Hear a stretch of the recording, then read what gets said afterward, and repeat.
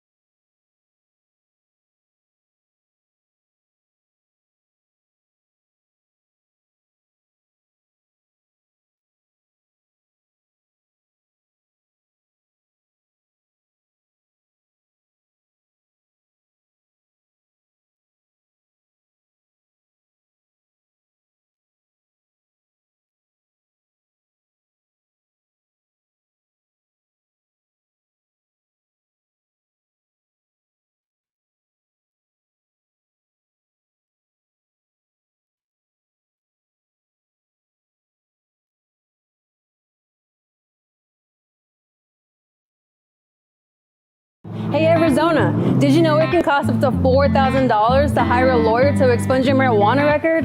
Why do that when Reclaim Your Future will do it for free? Find out if you're eligible at azexpunge.org. That's azexpunge.org.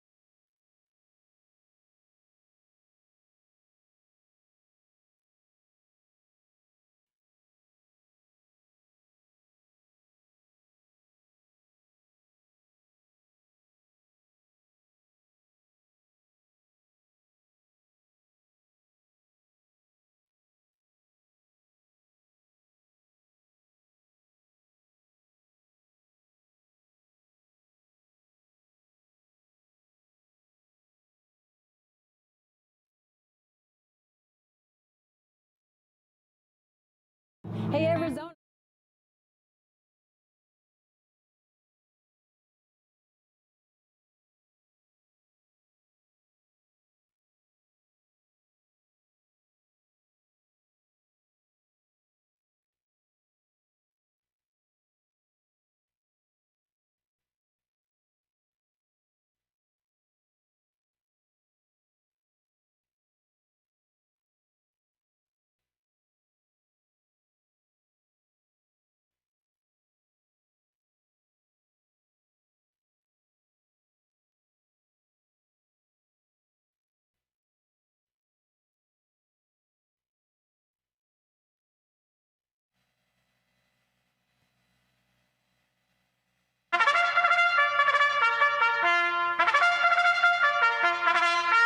Like all videos featured on this channel, is definitely intended for mature audiences. This video is likely to contain profane language, content is inappropriate for minors. Video is not for kids.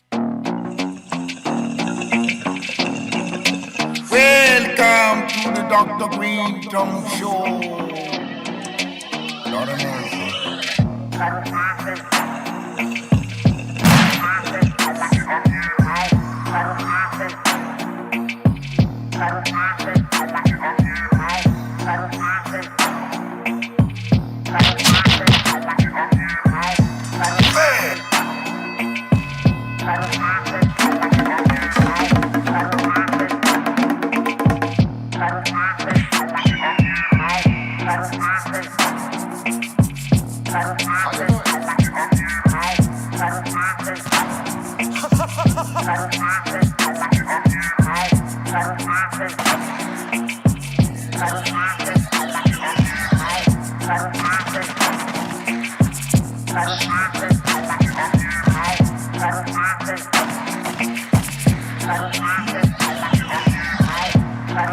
What's up? You're watching the Dr. Greenthumb Show live on Twitch, Discord, YouTube, and the home site, www.brealtvcontest. It's the doctor, y'all. And we're on a day off. We're kicking it. Know what I'm saying? DC's tomorrow, so we're just hanging in there. And I am here with one Eric Big Drum Bobo. Also in the house, one of the baddest DJs on the planet, DJ Bourne. And we got the utility man, Trace Nunes. What up, guys? How you feeling on your day off? Ooh, I feel high. Renovated, rejuvenated, Stoned, reinvigorated. depleted. I was going to say depleted. You're gonna say depleted? Yeah. In this tour game, I've kind of noticed now that I've been in it for a minute, is that at about the 3 week, it's what's known as the wall. And it's that third week is where it really starts to test folks. If you're doing too much on the in-between time of the work, that's when it takes its toll on you. You start like, you know, if you're out there partying after the shows every night, going to sleep late, having to wake up early and not getting enough rest, third week, you will see the depletion happen. You don't necessarily see that with Cypress because none of us really party like that, like we did in the 90s, except for maybe Lord. Lord holding on. No, but you know, like for us, we don't necessarily hit the wall. We just keep getting better. You know what I mean? Yeah, some shows, it feels like after the show, it's like, damn, we just gave it everything. And we just want like sit down and rest and, you know, take a moment to breathe. Well, I like the adaptation that you has led with the program of kind of like professional athletes. And it's really got to be the mindset. I mean, you guys go out there for 75, sometimes 90 minutes and do a crazy cardio workout in, 90-degree temperature, 100% humidity. So try doing that. Yeah, that was Austin, Yeah. Austin, Texas, so- which was awesome. Salute to everybody in Austin. Yeah, so to have to, ice your knees down, it makes sense. I mean, it takes tolls on the body regardless. I don't care if you're 18 years old or 68 years old, doing what you guys do night after night, 5 shows in 6 days in 4 different states. I don't care who you are. You know, thinking about it now, like, I sometimes think how we were able to do it in the 90s when we was partying and doing this night after night and still giving up a lot in the show. Well, you know, we were younger, we were thinner, in better shape, you know, and back then you're a little bit more resilient on your bounce back. You know what I mean? Like, so if we had a hangover right now at 50, we'll be miserable the whole day and not want to do shit, right? But when you have a hangover at 25, I mean, you get over that quick, and then you boom, back to it. Let's party again tonight. So throughout the years, you know what I mean? Like it's harder to bounce back, especially if you're not taking care of yourself. We take care of ourselves, so like we bounce back fast. But the thing is that none of us are partying like that to where we're waking up with fucking hangovers and trying to like deal with that kind of shit anymore. You know what I'm saying? So it's a little different for us. I trained. I can say for all these years, this is the first time that I really trained for a tour, like to work out like a couple of months. I started a few months before. And how much sharper do you feel? It's a game changer. Right? It's been a game changer for me. And I think about, man, I wasted a lot of time not doing this. Because I just went in there the raw. Workout was the actual play. Yeah, and that was it. And I just relied on that. And that's not it. See, but that's like sports, Bobo, right? Like,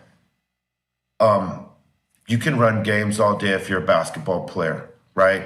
And you're just running games, but like, you're exerting. You're not necessarily working out. Like these days, players work out to play.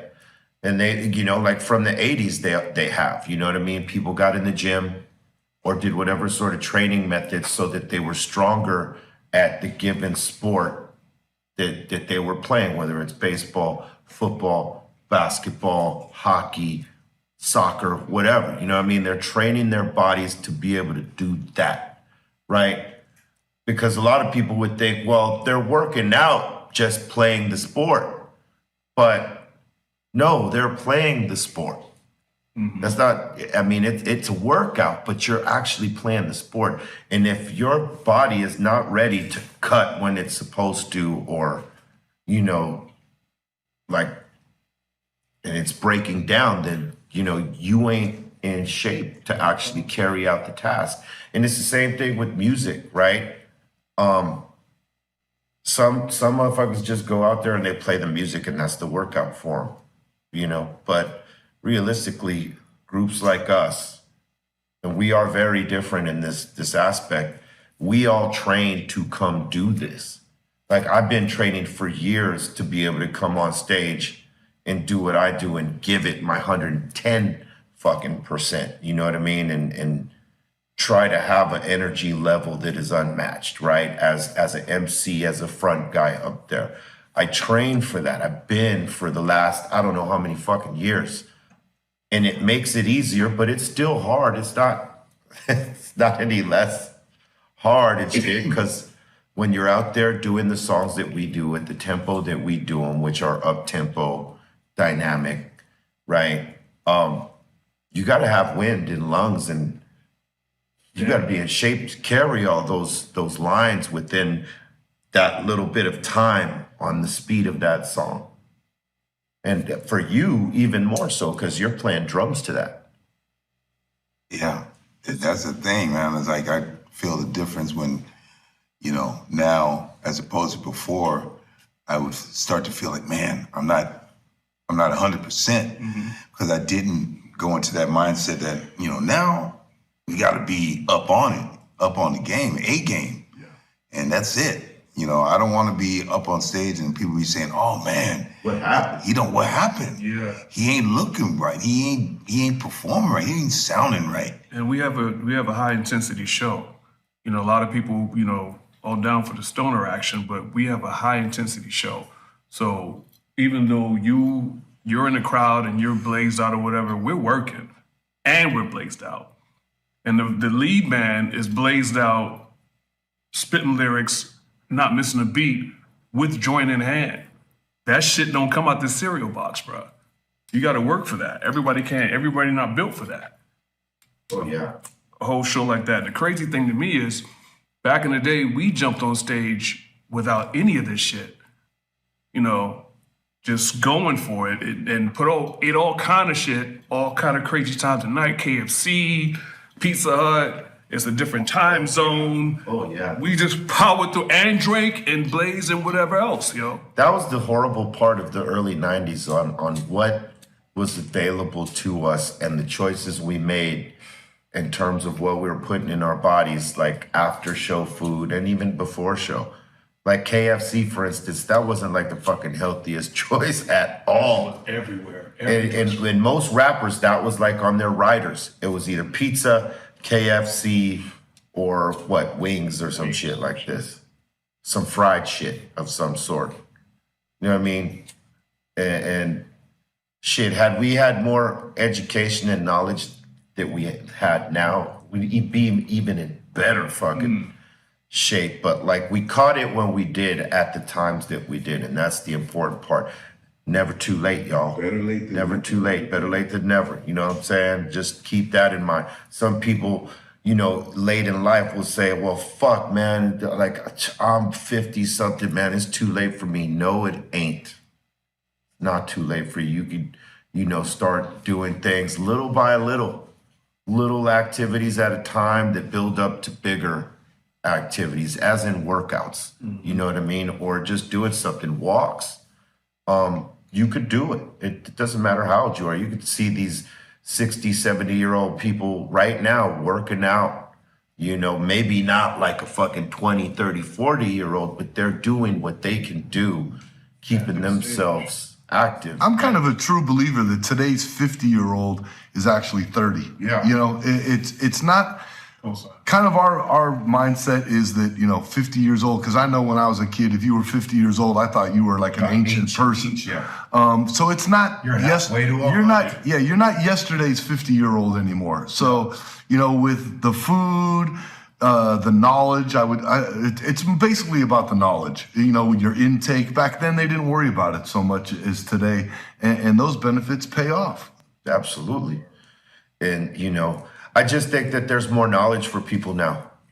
Like, you know, how your body breaks down and why, and what you should put into your system and the things that you should do to maintain your system.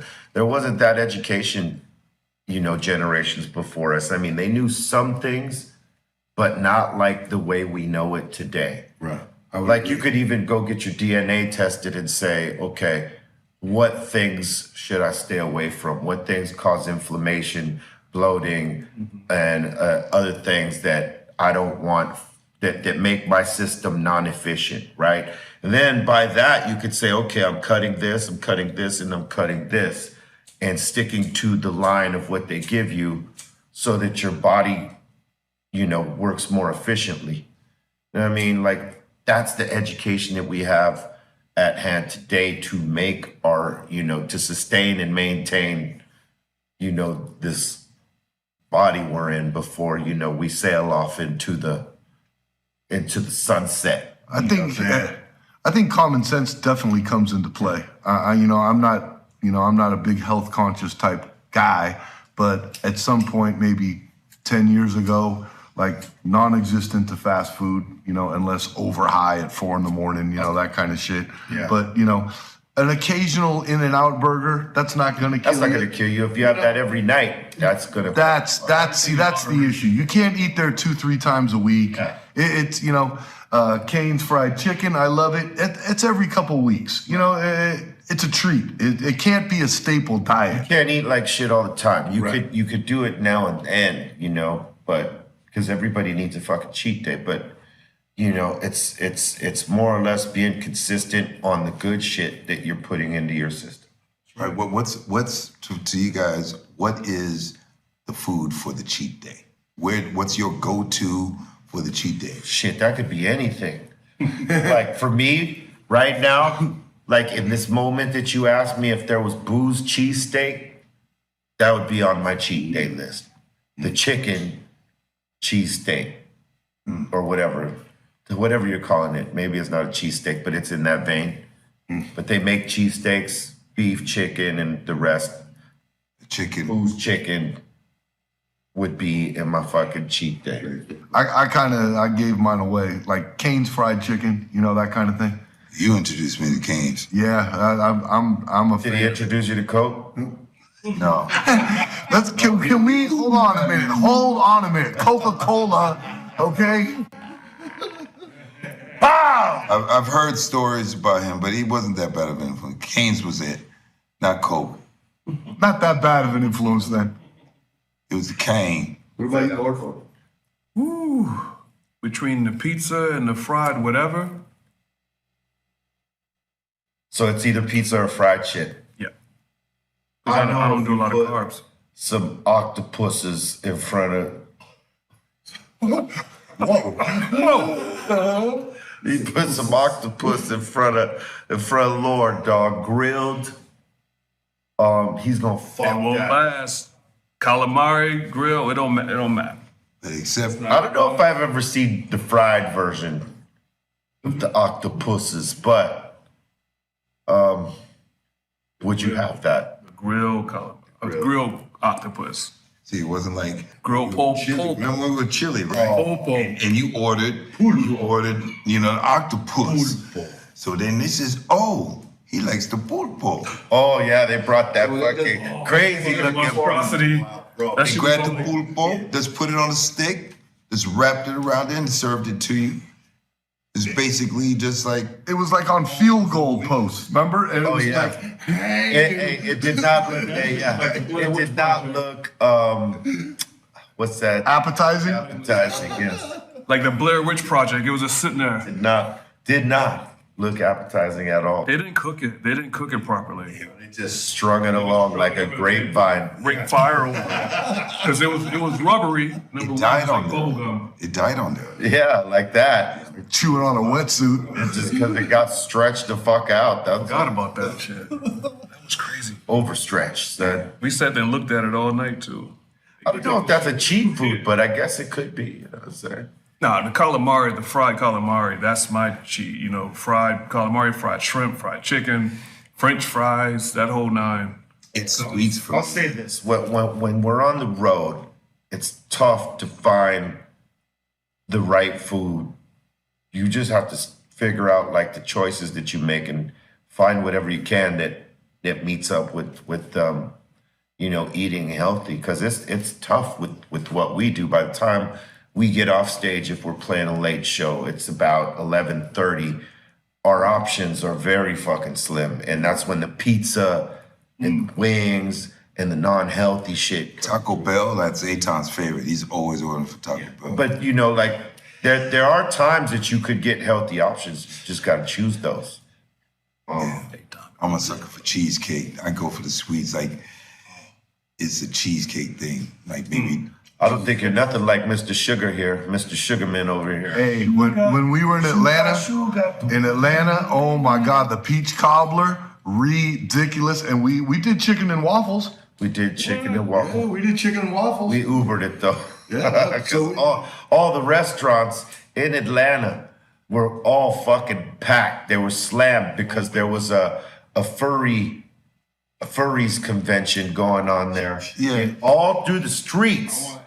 All through the streets. Hold up. All through the streets, we were seeing people with these crazy ass furry costumes. Bobo. I want to ask you about this, Lord. Like, since you live here, what is this furry animal convention that goes on and people wear the furry things and outfits and walking down the streets of Atlanta like this? Everywhere. Big tail. We walked into the convention. We walked inside. We were looking By for the accident. food, right? What was it called? I mean, The furries convention. Yeah. I cannot comment on this one. You don't know these. I don't know these for ATL. But Oh man. we walked right We walked right in. We were looking for a breakfast spot. The one breakfast spot was slammed. You had to wait 40 minutes. So we went like to a few different places. We said, all right, let's just take a walk. And we somehow walk into the dead center of the furry convention. Ground zero. Ground fucking zero. And there was some crazy fucking costumes that there. Some were pretty cool. I'm not into All the culture for it. of what it is, but it's like you said, a combination of anime culture and gamers. Whoa, was it Comic-Con? No, it wasn't Comic Con. No. They're walking around with giant tails hanging out and like It was Furry Con or some shit. I don't know, man. Hey, so we were walking up the street and this dude, had his full blown like tiger feet shoes that he was walking in. He didn't have his mask on, but he had the bottoms. And that shit is just crazy. They were walking around in that shit like nothing. I was like, oh, that's commitment. and we're not talking about like a few people. No. I'm talking hundreds and thousands. That sounds like some rave shit. Thousands of people. And most of them got like one of those big ass masks. They were either a fox, a rabbit, some sort of animal. So we were down on Peachtree Street, which is like, the main drag in Atlanta down there. And man, that one night, the streets were just packed with them. It was like a parade. Man, That ATL shit. Hey, we almost got maced going back to our bus by our bus driver. How about that? yeah. We got a new bus driver. We hadn't met him yet. we came across the bus, and we were like, "Is this our bus?" And Trace punched in the code. Boom! Sure enough, our fucking bus is right. It's our bus. So we walk on. We're grabbing shit that we forgot to pack because we met our bus there. We flew to Atlanta from Austin, Texas, which was a hell. That's what it was. A whole other shit story that I don't even want to go through right now because it would just make me fucking angry. But the new bus driver, I guess, has a sensor on the bus. He came to the bus because the sensor may have went off, and he had pepper spray in hand, ready to give it up. It was funny how it happened too, because B, you were grabbing some of your gear that you needed, and I was kind of just like standing there, and I was looking out the front, and I see this guy walking at us, and I'm thinking like, is he gonna get on the sidewalk? But no, he was walking at the bus, and we were all just about to pile out of the bus, and I said, "Hey B, watch out right there, there's a guy standing there." And he had a look on his face like, what's going on? And we all had a look on our face like, what's going on? And Jokingly, I said, he got to worry about me. and then what was crazy was that we kind of like felt each other out like, hey. And B's like, yeah, this is our bus. And he's like, oh, I'm the new bus driver. And literally, Bobo, you got the best accent. Do it. What did he say? What did he say? Oh man, he said, I was only gonna have the pepper spray. He's gonna get the pepper spray. Pepper. The pepper spray. The pepper spray. I'm like, in his hand, literally in his hand, he was ready to spray us all. he kind of came up, and they're like, it was gonna be a confrontation. Cause the way it looked, we didn't know if he was a bus driver. He was coming up aggressive. Yeah. And we didn't know. We was like, hey, this fucking guy's kind of coming up aggressive. Too close, man. And he's thinking these hooligans done broken the bus. I got a pepper sprayer. He said, I got the pepper spray. He had to be second guessing himself, thinking, fuck, did I not lock the bus? Yeah. You know what I'm Just saying? got the job. Did I not lock the bus? That had to have been going through his mind. Well, he had thought because we weren't really supposed to be at the bus till like the next day, and he was, like you say, just parked around the corner somewhere. So he expected nobody to be on the bus, but we were just out, on our usual adventures, walking around, and there was the bus. We said, oh. He was holding the pepper spray like we were some bugs. He was about to spray us like rain. Give it to us. I wonder if he was going to spray us in the bus. Like, that would have been horrible. That would have been ruined. Not even answer Or the if he's question. just going to wait till we came out. One at a time. Then, all our shit would have been screwed up in there, man. That would have been fucked up. I would have been beating his ass. He gotta get his ass beat, bro. I'm sorry. Eyes stinging and everything. We would have had to whoop his ass. Folks. God damn. Oh, thank God none of that happened. Oh shit! That was a dope thunderstorm out they had in Atlanta. Yeah, that the night. thunderstorm that night is crazy. Todd kept missing the good ones. He got one good one though. Oh! Easy. Sorry. I'm sorry. I'm sorry. Thing was, we kept telling young Aton that the storm was to the west, and he kept pointing it to the east. Then he blamed it on you today and said, He did. He blamed it. Oh, really? He Okay. said he told you to look at that building. No, what I told him was that the money shot is that building right there. But you can't have the money shot if the storm's not behind it. Yeah, the money shot. The storm was not behind your supposed money shot. It was to the west of your money shot. And I kept telling Aton to point his camera west. And he kept pointing it every direction but west. And he caught a little something, but he didn't catch any of the like real crazy shit because he wasn't pointed in the right direction. But when he did, catch a little bit of the storm, the reaction that he had was borderline orgasmic. It was a bit much. Like I It would. was a bit much. Oh yeah. I mean, We was gonna offer him tissues and a towel and shit. he was on some premature shit right there. Premature ejaculation. Preemie. His breathing was. Make you. Wow. All right, let's not relive that. That was ugly. Check this out. We're gonna be at the OG Cannabis Cafe, popping off another event. Just check the flyer out right here, and come join us at the Cannabis Cafe. Make your reservations. We're gonna be popping off a Dr. Greenthumb live experience with giveaways, with celebrity interviews. Or I'm just gonna say interviews. We're gonna be running a show from there, all right? So make sure you check this out. We're gonna take a small break for you to check this out.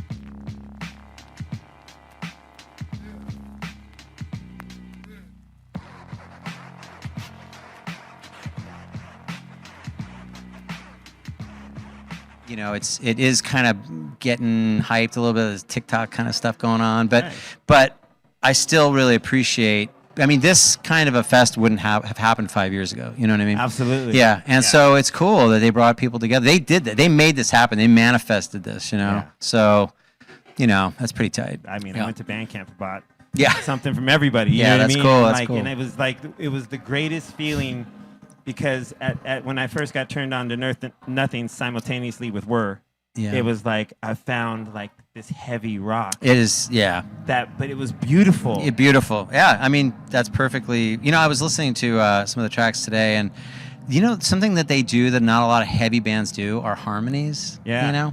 And I think that you maybe don't notice it, like if you're just listening as a general listener, you're like, why is this heavy rock so beautiful? Yeah. I mean, they have great chord choices too, but they adding those harmonies Yeah. to the vocals adds a lot to the beauty of it. Yeah, and one of the things I loved is like it's just like there's these moments of bliss. Yeah. Like just a bliss in music where you're like, oh, if I could get inside that Yeah. that little 8-bar section right there and kind of just like Yeah. let it surround me, you know what I mean? Yeah. Like, Oh, yeah. That's one of the things I really loved about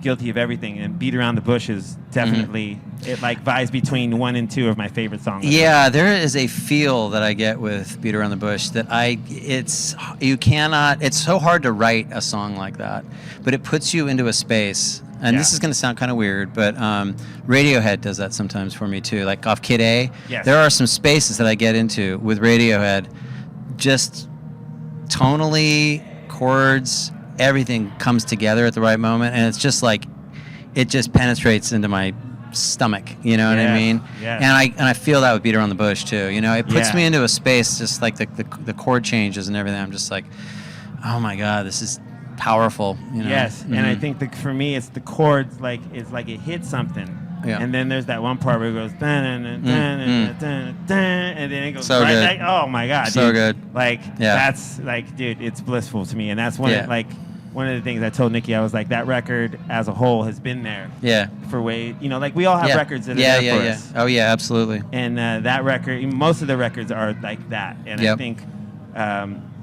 with them, you know, curating tonight, and like you get to hear all this great music loud, special. And then you get to see, you know, like I saw Nick Bassett in the house, so you know he might be jumping on stage. You know what I mean? Like there's just like there's some really rad things, you know. You know what's cool is that when Dominic first was talking about putting these slide away shows together, the one in Philly and the one out here, he was talking about lining the whole room with speakers, like all the way around. You know, all the way around. Yeah. Wow. It didn't happen, but dude, that's kind of shows you where he's coming from as a musician, you know, as a lover of sound, you know. To have everyone in the room immersed in that. Yeah. I think that it's going to be loud enough. You're going to feel that way anyway. Yeah, I think you're right. I can't wait to see it, and I can't wait to see you guys as well. Thank too, you, man. Appreciate it. And I appreciate you taking the time to chat with us. Yeah, anytime. Thank you. And dude, let us know. And if you ever have some new music, you know. Yep. I think that I don't know if there's anything coming out anytime soon. We're going to be doing some more touring later in the year, going back to Europe, maybe Japan. Definitely like looking at a couple festivals in the fall in the States. So dope. Yeah. So I don't know. We might. There probably will be a deluxe version of Field coming in toward the end of the year. Nice. Yeah, with some like demos and you know like some remixes and stuff like that. So Now, like when you record like for records, is there any like outtakes, like songs that didn't make? Is there like there are? Yeah. Definitely. I think I'm trying to think if we're going to include any new music. Maybe. I don't know. I know that there are a couple demos that, like, I was talking to one of your guys earlier about All I'll Ever Be. That song actually has this really cool demo. It was an acoustic song first, and it was our old singer from the band, like from 2012 or something like that. Wow. So, yeah, that's going to be on that. I think there'll be a couple other. The Tape Rewind, there'll probably be something, and some of like Defending Ruins, there might be something. Oh, yeah. So yeah, but I don't know. You know, we'll see what comes out.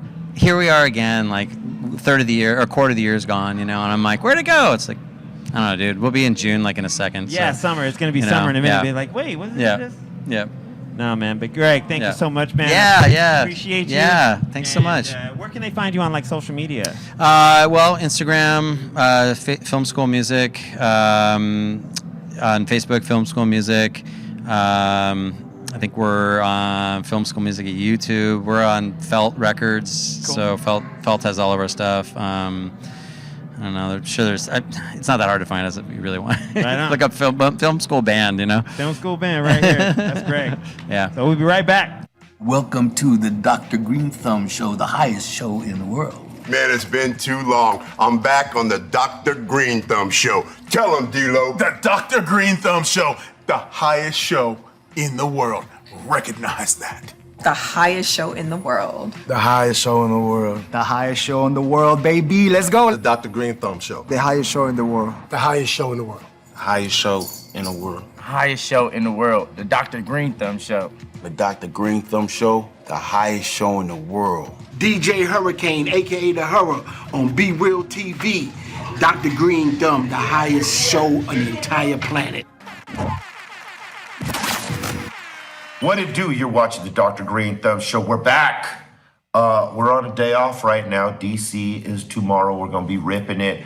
What's the venue tomorrow for DC? Do we miss?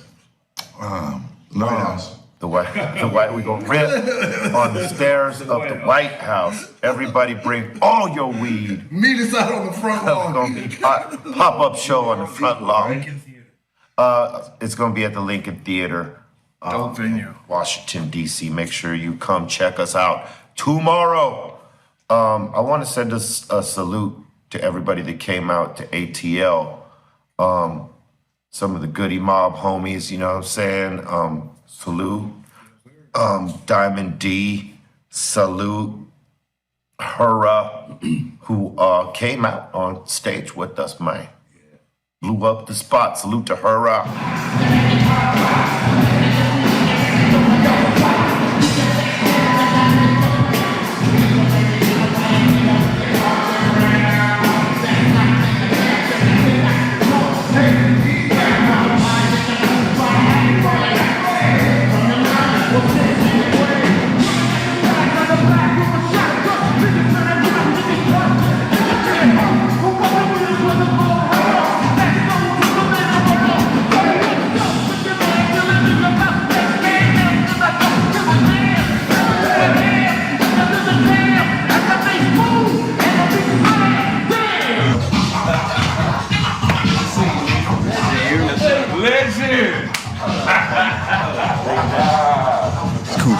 Goody Mob. Good to see you, man. God damn, man. Shit.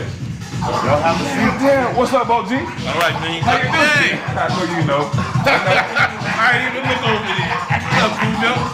Man, I'm feeling good. Yes, sir. Damn, Lord. What's up, man? Goddamn, buddy. What's up, OG? How you doing, man? Good. Hey, Lolly got the sniper, man. Hold the fuck up. Come on, man. What you working with? Okay. Mode 56. Big beast mode. What you got? What you got? What you got? You know, we always matched up now. You know, what you doing? You know, when he started doing that, you looking for the bag. You know what? I might need to bust out a half show for y'all. Oh, what you got? What you got? Some, you know, I don't know. Are you ready? I don't know. I mean, what you got? What you got? Oh my God. All right, got something for you. They know about Johnny Plow. Oh yeah. Johnny Plow's probably got about 100 hours of tour footage that nobody's seen yet. Nobody. You seen it? I've seen some of it. Hey, you got some that I know somebody probably shouldn't even see. I need to The one when I was in Beasties, he gave me the name Johnny Plow. Oh, he's the one. Yeah. Fit him perfectly. I'm gonna check your head to the radio. These don't know, bro.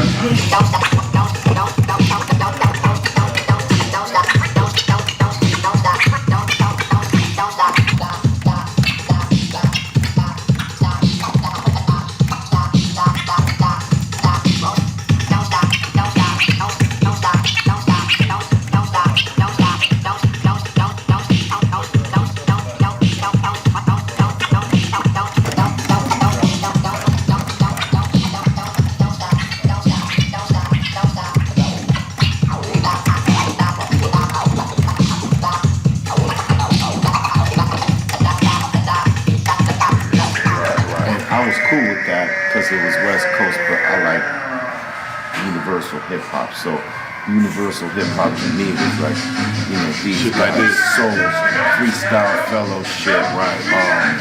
Now we had Diamond D up in here. Yeah. I remember how heavy that shit was. That shit was fucking heavy as hell, man, right? Yeah, he don't get enough flowers. Man, I thought that they was doing everything, like playing everything on that shit, bro. Like, okay. Oh boy, like that. Yo, I made it in there, huh?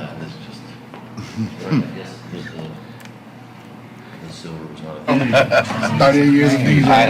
Radio, bro. It's a blessing, bro, to see y'all. Yes, sir. We're dropping flowers on you. Oh, what? I don't want to ask. That's why I asked. Dropping flowers on you. Were they roses or hearts? Roses. Oh, yeah, man. That's easy. It's great to see you. Man, can we take the show? Yeah. We tweaked it out a little bit, you know what I'm saying? That's a long... You might sit some years ago. That shit was years Trying to snap in something different 5, 6, 7 years. You know what I mean? Like, That's something specific. A couple specific things for... Is this your first time seeing Cypress Hill? Yeah? First show? Yeah. Awesome. Are you excited? Yeah, really. What favorite song are you like most looking forward to hearing? From back in the day, Insane in the Brain, you know, they making new music and everything. The one Crazy from the Elephant Past the Night. That's the one. That's the All one right. that I like.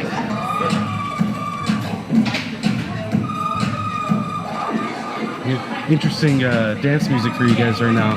Meet and greet music.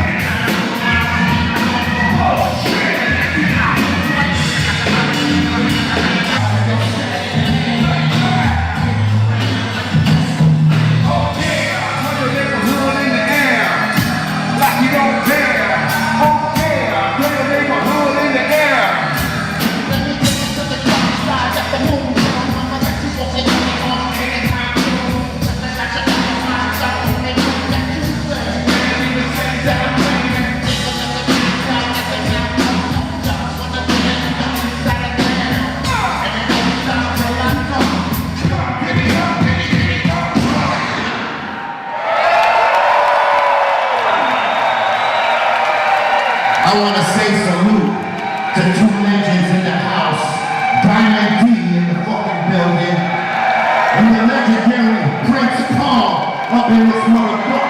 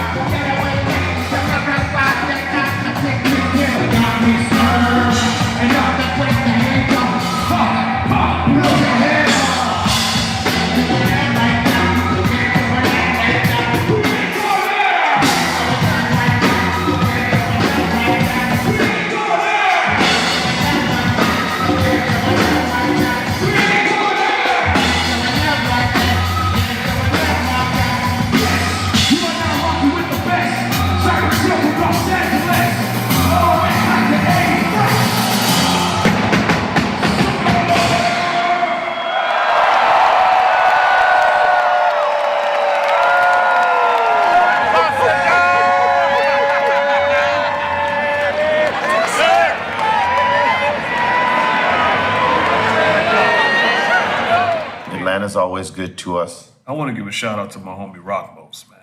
ATL. He's the reason how he was instrumental in giving me the Public Enemy gig from the rip. We was roommates. I was working at Radio Shack and Foot Locker, and he told me that Public Enemy needed a DJ. And I'm thinking he's fucking with me because I'm trying to make it. I'm putting on my tie for Radio Shack. I got my stripes in my backpack for Foot Locker immediately after going upstairs. And I come home after working all day. Griff is in the living room. He's like, DJ Lord, yo, what's up, man? What's up? And he's like, yeah, Terminator X is going to retire, and we need a DJ for our upcoming Poison tour. And I'm like, he's like, you can handle us? Like, yeah. It was all in slow motion. Slow motion, him talking. Fast forward, they gave me the instant replay, and I was headed to Belgium like 2 weeks later. Passport expedited, met Chuck, went to Chuck's house and did like a tryout. And as soon as I start cutting, Chuck's like, oh, you hired. And we left the room laughing and shit. Chuck knew immediately. But Griff is the one that brought me in. And salute to Griff. Salute Professor Griff. Again, Rockmos, my roommate, he's coming to the show, to the last show that we're gonna. Where's our last stop? Ohio. He's coming to Ohio too because that's where he's from. But he lives here, and he was instrumental in getting me the Public Enemy gig. So it was good to see you, bruh. Shouts out once again, and forever. Word up. ATL got a lot of love, man. We've been coming here a long time. I remember doing cannabis rally shows here way back. Remember that, Bobo? Yeah, they would call it like the Pot Festival, Atlanta Pot Festival or something like that. And it would be over in this park in downtown somewhere. Yeah. And be like stoned out. You know, I mean, this is before legalization was even anywhere, you know. I remember our very first one. You weren't with us yet. You were with the Beastie Boys, who still me, Muggs, and Sen rocking the show. Sorry about that. What the fuck is wrong? Sorry about that. You okay? It was me, Muggs, or Sen, myself, and Muggs, and we were rocking on the back of a flatbed truck for this fucking cannabis rally, man. It was the most bizarre shit, but it was cool because it was a flatbed truck for a stage. We had never done that before. That was crazy. But yeah, that happened here in ATL. Then we played the Tabernacle, you know, many times. So it was good to go back to the Tabernacle and knock it the fuck down. Let me ask you a question. In the back of that truck, was it mobile? Or with the truck, like the flatbed? Yeah. Yeah, there was a truck attached to it so it could pull it right the fuck out when they needed You're like on a float. Yeah. So if it needed to get the fuck out of there, it could leave in a hurry. Yeah, that shit was crazy. But salute to everybody in ATL that came out. Salute to everybody in the meet and greet that came out. And man, the vibe always. But I want to also salute the folks in Austin, Texas. That was a fucking crazy show. It was hot. It wasn't hot. It was warm. It was sweltering warm because it was very humid and steamy, and it made the show hard. But I gotta give it to you two motherfuckers, man. Like the battle y'all put down that night was just fucking ridiculous. Like Bobo, like I know you were tired this night because it was hard to breathe in that. But like when you guys went there, you gave it some extra shit, bro. I was like, wow. I even came up to you and I gave you £1 for that. You know what? I don't know if you remember that. I'll say this. I think that me and Laura definitely locked in a way that it's just real instrumental. Yeah. It's kind of crazy. It's like we can follow each other. Y'all follow each other like crazy. It's awesome to hear it. You know, like when you hear it on stage. It's hard to hear it, but like lately we've been playing it back. You guys have been playing it back, and when we hear it like from the outside point of view, like a fan would hear it, it's incredible. I mean, you guys blew away these motherfuckers at Stubbs for sure. Like because you know, like the way we've been presenting it, for instance, right? Because like, you know, the people that have come to see us, like, that fly out every fucking each and every time, whatever, they come and tell you, oh, man, this is my 20th time seeing Cypress Hill, or my 30th or 40th time, or whatever, you know what I mean? We have those, and they're familiar with the routine. They've seen it, but they can't wait to see it again. Because you don't do it the same way every time. There's always some little nuance that changes in it. Always. But I've been asking, and we've said this in the other episodes, that I've been asking the crowd, like, hey, make some noise if this is your first time seeing Cypress Hill. And the majority of the venues, the majority is all new heads. Because then I'll follow up and ask how many people have seen Cypress Hill before. Make some noise. And we'll see that contingency there. But we know that there's more new people than the folks, you know, that are like, you know, that have been coming to see us, right? So when they're seeing your routine, this is some shit they never seen before in the sea of mediocrity that they've been seeing at other shows. They ain't been seeing nothing like that. So like you know, at Stubbs and some of and a lot of these other venues where we ask this question and then we present this piece of you know, our show to them, a lot of them are blown the fuck away by it because they've never seen a DJ get down like that with a percussionist and drummer getting down like that. You've never seen it. And salute to all those fans, to all those young fans, all those new fans, even some fans that are more our age, but they never got a chance to see us in the 90s that came out and they brought their sons and daughters and shit and seen that shit that blew them fucking away. And thank you for absorbing that, because, you know, we go through a lot to bring this type of show to y'all. That Austin crowd was really an eclectic crowd. And they were fucking with the shit. I mean, at the meet and greet, you met a couple of second generation young kids. And I saw the same young kid in the crowd, front row, singing every word for word. It was dope. And to see Cypress in kind of that intimate setting, it had like that vibe, and to see all the different people, because Austin's already a music city. Oh yeah. And I'm not sure who the country music singer was, but there was you know, a huge, I'll use the star country singer who came in to see you guys, watched some of the show. So I mean, Austin's just a dope city for music, period. All day. Yeah. All day. Stubbs had the vibe as well. Yes, Front to back. Stubbs. The barbecue was off. Barbecue was off the chain. I had the wings. I had the smoked wings. I didn't want to, like, you know, I can't eat too heavy before a show. And then at the time we were getting off, I could not necessarily eat anything heavy. So I missed out on the brisket, because that's my favorite shit when it comes to barbecue. Like when they do the brisket, but like I just did to the wings. I didn't even eat that many, but it was delicious. I had one rib. Red. One rib. You ever seen what Bobo does to a bone? Yes. You know what his nickname in the 90s was? Surgical. Do you know what his nickname in the 90s was? What? Mero.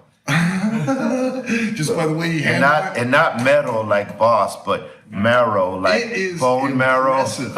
It's impressive. You know, there's sometimes that, you know.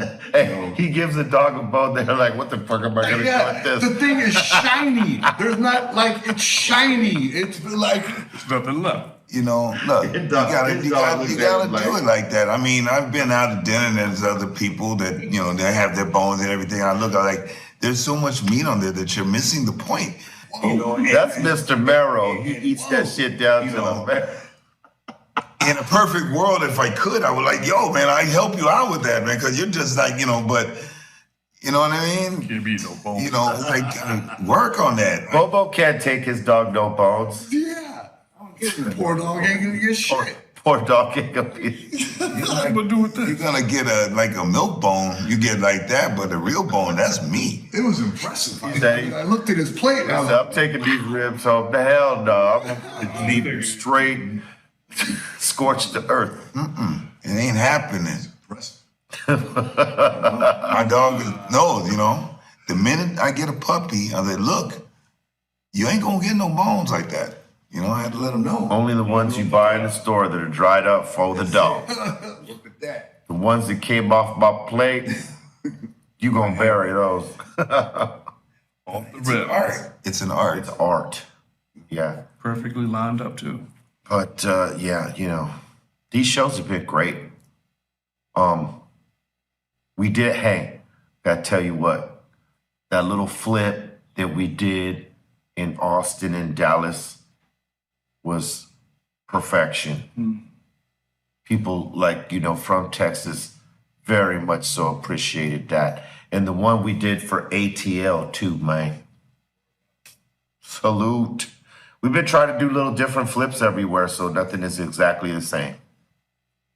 You know, for those of y'all who have seen our show before, perhaps if you've seen this new one, it's quite different.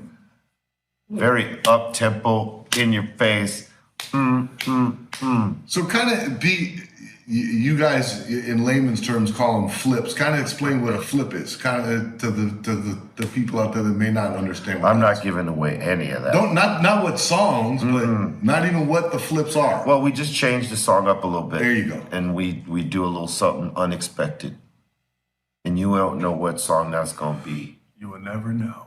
Because we ain't gonna tell you. You have to be at the show to know. Look, that's the fun thing is that now you come to a Cypress show, you're not going to see the same one.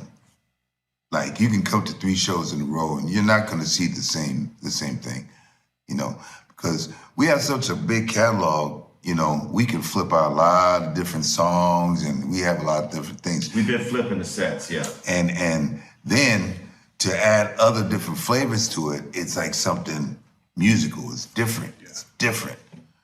Ain't a hip hop show like this right now. Yeah, I say that with confidence. Not how we do Just it. not doing it. It's like I mentioned with high intensity performances. It's not a common thing in hip hop right now, especially with the more popular hip hop. You got the rapper walking back and forth and doing a 25-minute show for $1 gazillion. Go figure. That's the competitive nature of this group, though. You know what I mean? Like we look at it like it's very much a competition. We want to get on there and rock the stage and blow it out and leave people with an impression that they won't forget. And you know, that happens when you put 110%. Just getting back to hip hop, man. Yeah, what's I'm really enjoying is like seeing the younger kids out there, the younger fans singing the lyrics. And this is like they weren't born yet, but they're singing the lyrics like it came out yesterday. And that's like, man, that's longevity right there. That's a legacy thing. Think about it like this. What song can you name that your mom used to listen to a lot that you could sing the lyrics to? Oh, you know, like some Billy Paul shit. Right? Yeah. It's the same thing. Mm-hmm. Our generation, they became parents, we're like, hey, check this out. And these kids are like the way we were to that music. If we liked it. Right. If we liked our parents' music, then, you know, we might know the lyrics, not just because we were around it. We knew it because we liked it. We sung along with them. Yeah. Like the Beatles or the Elvis or, you know, whatever later on, Led Zeppelin and things like this, right? People are teaching their kids, our generation's teaching their kids about hip hop and what hip hop groups that they think they should listen to if they're gonna listen to hip hop, like to connect those bridges, right? Yeah. And you're seeing that in this particular tour with Soul's Far Side and Cypress, because everybody's got a significant catalog, and it's basically you're bringing your kid to a dynamic ass show that's highlighting 3 legendary groups with significant music in parts of the 90s, all through the 90s, basically. You know what I mean? So it's giving their kids like an education on, hey, look, this is the West Coast version of it, but the West Coast artists on this particular tour were more universal than just West Coast artists that were regional style, like that only the West Coast was gonna like. Far Side is worldwide love, right? Same thing with Soul, same thing with us. You know, they get a universal appeal no matter what coast or wherever you're at. It gets down with it because they have that universal sound, you know, not just the West Coast funk sound that, you know, we were like sort of, you know, hit with for a long time on the West Coast. Yeah, you know, in Austin, there was a dad that brought his son, and I noticed that he had a Cypress Hill tattoo on his hand. And thinking like, I wonder what that conversation was. And said, what's that, Dad? And then him breaking it down like, yo, you know, I'm talking about the band. And then being able to bring his son to see a band that he has tattooed. If you're gonna tattoo a band on you, that's some prime real estate that you're giving up. You know, that's some dedication. Yeah, that's commitment. You know, so then to bring your son or your kid to it, and then they be blown away. He says, see, I told you, look, I told you, you know, crazy, you know. Yeah. That's the dope shit. You know, you asked me 30 years ago, would people be doing this for us? I couldn't have even answered that. I'm like, fuck, I don't know. Maybe. I don't know.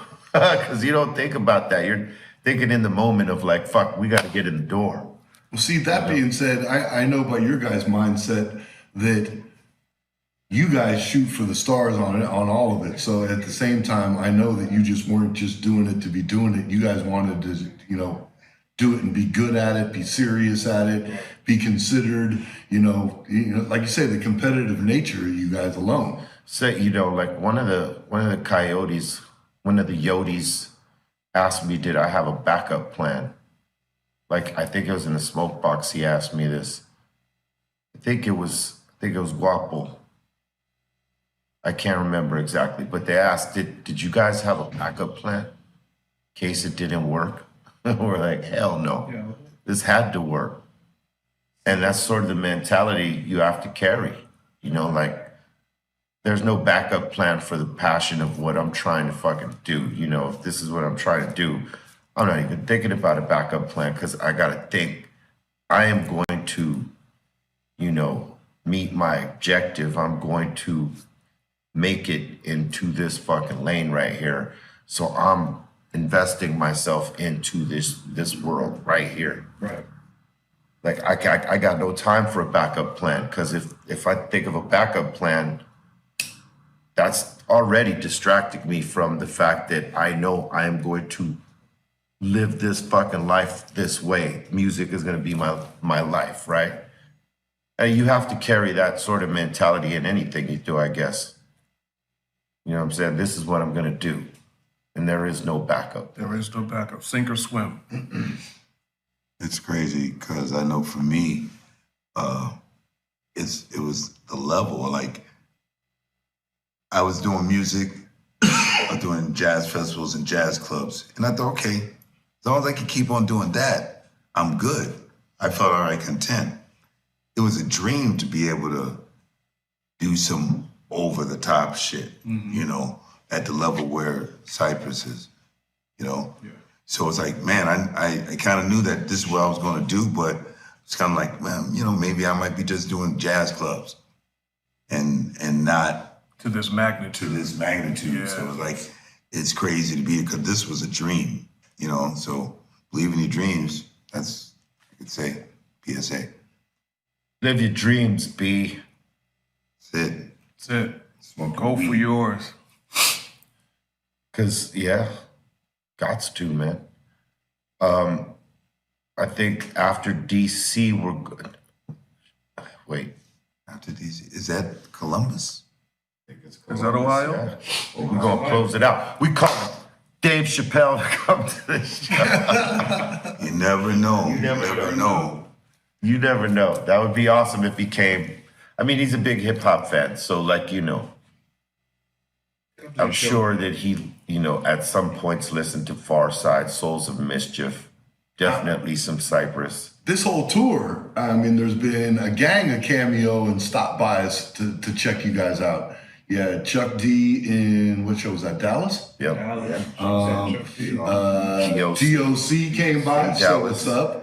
You already named all the cats from the ATL that showed up. Yep. I mean, it's city to city. If they're in the area, they're coming by to say what's up. Yeah, I mean, because you think of the significance of the groups that are on this tour. People come early because they want to see Souls of Mischief, Farside, and Cypress. They don't want to miss not one thing of it. I don't recall like any late crowds. Like where Souls went on, there was barely anybody in there. Oh. Hell no. They went on, there was people out there waiting for them, killing it. We've showed it before here on the show with some of the clips. They're lined up, like before doors, there's a line around the block to get into these shows. Like you said, no one's showing up, fashionably late for this. No. Hell no. Start to finish, this is... Yeah, this is a chance, how I've said it, is a chance to come out and see history. Yeah. You know what I mean? To see these groups together like this, and then to see, Chuck D stop by on stage, those are historical hip-hop moments. Yeah, you can't, you don't anticipate stuff like that. Shit like that just happens. And then Chuck in Dallas, he went out on stage and ended up doing Jump Around with you guys. Yeah. That was dope. Came up, did that. It was awesome, man. Salute to my man Chuck D one more time. We got to get him back at the table. I wish we could have got him on the show. We should have filmed something with him over there. That guy runs a crazy schedule. Oh, he runs a crazy schedule. He's marathon, triathlon, man. From speaking engagements to his radio station online to music, PE, books. He does it all, man. Chuck keeps it moving. Chuck D. He's now lecturing down at USC now at times. Oh boy. Yeah. I know Bobo's happy to hear that one. Alumni. Yeah, see, that's what I'm talking about. Alum. Now, are you alumni if you graduate or if you just attend? You have to graduate to really be alumni. So you're affiliated. I'm affiliated. I went there for 3 years. Oh, you need one more year, Bobo. Basically, yeah. But had I not left, I might have not been here. True that. You might have not been here. I might have not been here. You might have been in that marching band, huh? I might have been in a whole other different thing. Working at Disneyland in the marching band on or Main Street. Be like that. Or doing stuff like that. You never know. Head of the Jerry Springer in-house band. I could have been working at the Tonight Show band or, one of those things. You never know. Could have been the next Doc Severn. Yeah, now. Remember that guy? Yeah, he was OG, man. I mean, that's money, though. That's good Carson's guy. That's money, though. That is good money. Bullshit. But yeah, I mean, my mom didn't like that decision that I said that, God, I'm leaving. I said, I quit. And she said, you got 1 year. That 1 year, I met y'all, and y'all influenced me in such a bad way and had me doing all kinds of crazy things. We had you doing all kinds of things. Instead, you didn't have... You exposed me to all this, stuff, you know what I mean? Hedonism. Oh, yeah. Like, he didn't do it himself, right? You saw the B movie we saw, that 2B movie. Easy. Oh, yeah. This was the 2B movie we saw. I knew that this was going to get a good reaction from you guys, Yeah, in Atlanta, this guy plays a B movie with all the things in it. Like in the first 2 minutes, nudity, sex, death, mutilation, more sex, nudity. So yeah. So it was funny because on the TV, we're looking, and then he says, all right, well, we'll put on a Tubi movie. I said, you serious? All right. So I'm looking, right? And I'm looking on the regular channel. And then I said, you know what? Let me look into my phone and see what I got, on deck, a good movie. And it happened to be this movie that I showed once in the, on the Discord. And it was, called Run, Bitch, Run. Run, Bitch, Run. What a title. And I have to say, for the first break, because Tubi, they play commercials, right? The first break, both Trace and B were speechless. There were no words. There was nothing to look on their face. They're like, this is the kind of shit you're watching, huh? So this is what goes on in your B movie on Discord. Now I see what's going on. Buffering right there. There was there was a buffer. I was trying to process that. It's like, Trey said, guys, I gotta go make a call. I've seen enough. I gotta get out of here. I gotta get out of here. No, there was like that one time that, we were doing the B movie thing and B pops in. There was some scene and he writes in the chat, he says, I can't do this.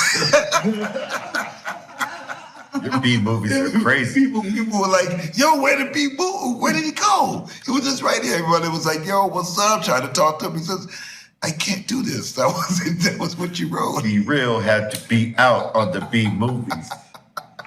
That shit was crazy. Word up, man. We'll do a B movie that you choose or do what you think is a B movie, but you gotta come and stick around though. You can't just be there for 5 minutes. We? Yeah, we can pick one and a B movie of your choosing. Good for comedy night. I don't know about your choices though. Yeah, man, your choice. Hey, your shit should be not B movie night. It should be sex, death, and mutilation. But it's not all like that, you know. I mean, I mix it up. 2 minutes, it all happened. No, fuck 2 minutes. It was all in the first minute and a half. That's crazy. You know, they like the movies like Slumber Party Massacre. You know what I mean? You know, Cocaine Shark. That's what, you know. Sex and nudity and death. You know, there was, you know, all of that. But yeah. 6 shower scenes in the first. How can you beat that? Word up. I'm starting to see a theme here. Don't go to Mosley. All right. So yeah, don't go to town of Mosley. Word up. Bitch, run. All right. They're calling a wrap on this room, so we want to thank everybody for kicking in with us on the Dr. Greenthumb show. Make sure you check out the mix show after this show. My man C-Los is going to be popping it off. I don't know who's mixing with him, but check out the video mixes directly on Twitch. B_real TV is the place. You know, so make sure you check it out. And once again, Cannabis Cafe, make your reservations. I'm sure that Bolton will show you the flyer and you'll see the dates. Make your reservation. Come kick it with the Dr. Greenthumb experience. You know what I'm saying? We're going to be popping it off down there. And salute to all y'all that have been donating. If you haven't, salute to you too anyway. We'll be taking super chats soon and submissions and all that. So salute, thank you for your patience, and thank you for taking this ride with us on this tour. Bobo, shout outs. All right, catch me on the socials, on Twitter, X at Eric Bobo, IG at Eric_Bobo, and also on Discord, Bobo's Corner and Insane Asylum. Big ups to all the people that have been coming out to the shows. It's been great.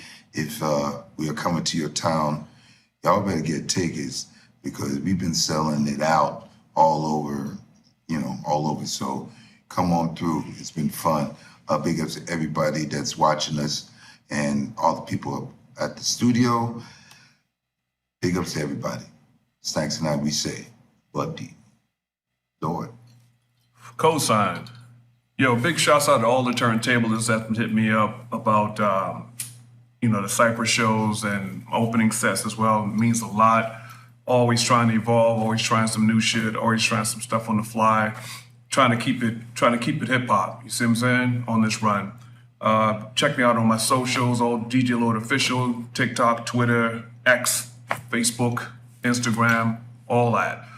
Shouts out to all the fans. It's been great. Loving how you guys are showing up and showing out. Energy you give us, we give it right back 1,000-fold. Keep it coming. Keep it coming. Keep reciprocating. We're going to keep moving. All right, Trace. Big shout out to you, the viewers out there, hanging out with us while we're doing this road show. Big shout out to my brother sitting around the table today. Nothing funner than being out on the road with you guys. It is definitely a comedy show on wheels, that's for sure. It's a hip hop show and a comedy show at the same time. Follow me on my socials at Trace Nunes. Give me a follow there. Big shout out to everybody that, you know, I get to meet out here on the road and put a face with the username and that type of thing. So, yeah, thanks a lot. B. Shout out to y'all. Unlock the love in your heart. Swallow that.